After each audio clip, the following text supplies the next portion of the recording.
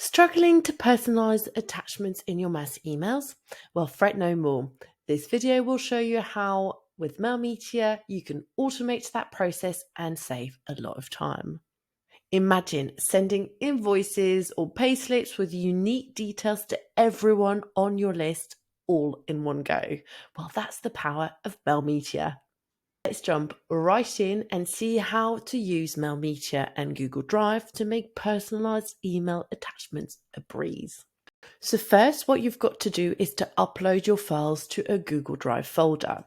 On your drive, go ahead and add your documents. So you can do that by clicking on New and then File Upload.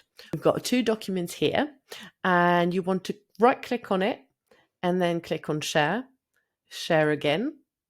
And then right here, click on it and then select anyone with the link. When you've got this link, click on Copy Link. And then in your Google Sheet, go ahead and copy and paste it in the attachment column. Just go ahead and do that for all of them, making sure that you've got the right attachment linked to the right email address.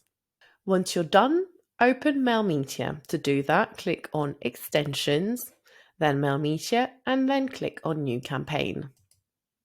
Here, you can just create a new template or select one.